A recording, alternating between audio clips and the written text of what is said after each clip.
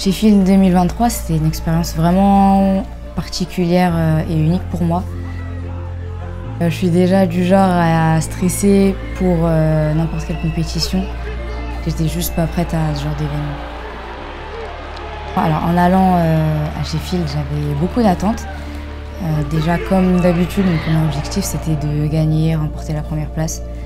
J'avais de gros objectifs en termes de chiffres aussi, record du monde au squat, deadlift et total. Et ils n'ont pas tous été atteints. Je savais que la compétition côté féminin, ça allait être vraiment très rude. Donc chaque erreur était fatale. Donc quand je rate mon dernier squat et 2 de mes benches, je pensais vraiment que la compétition c'était fini pour moi, enfin, que j'allais avoir pas du tout le classement que je voulais. Et surtout je pensais que le podium c'était totalement mort. Mais mon coach il m'a remotivé, il m'a dit qu'avec le deadlift c'était possible.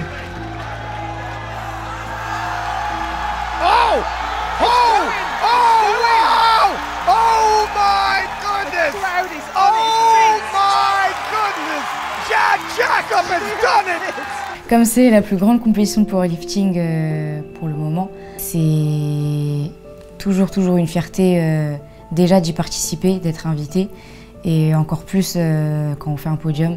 Donc c'est sûr que c'est une performance que je vais garder en tête même si j'ai pas fait ce que je voulais.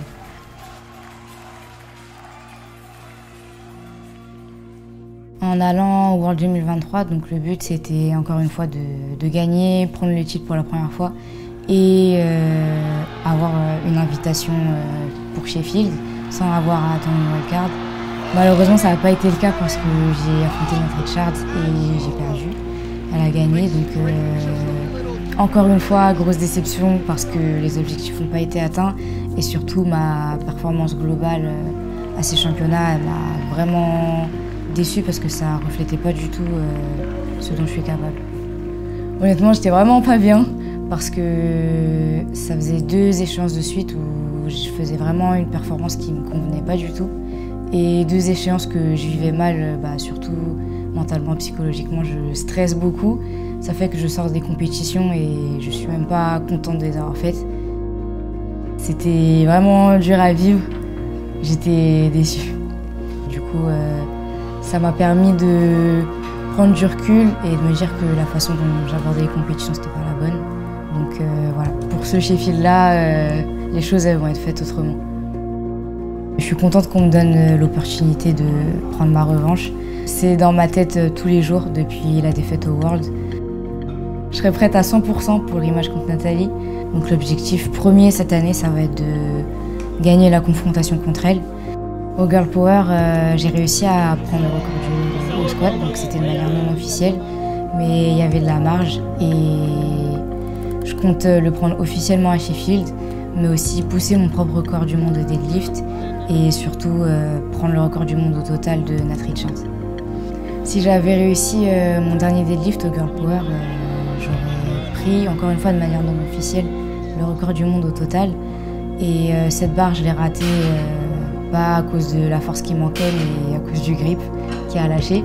Ça, c'est un problème qu'on a réglé à l'entraînement et j'en ai encore beaucoup plus dans les jambes, que ce soit pour le deadlift ou pour le squat et même pour le bench. Donc j'ai hâte de pouvoir le montrer sur ma plateforme en février. Gagner Sheffield en tant que junior, ce serait une victoire énorme, mais moi, je veux d'abord m'imposer dans ma propre catégorie de poids. Donc m'imposer chez les 57, que ce soit en tant que junior ou en tant qu'open, je veux vraiment dominer la catégorie, c'est l'objectif final. L'arrivée de Nat Richards, ça retarde un peu forcément ma victoire dans la catégorie des 57. Mais quand je suis montée en open, je savais que j'allais avoir des adversaires très fortes, donc c'est juste une adversaire de plus. Je suis à fond pour Sheffield.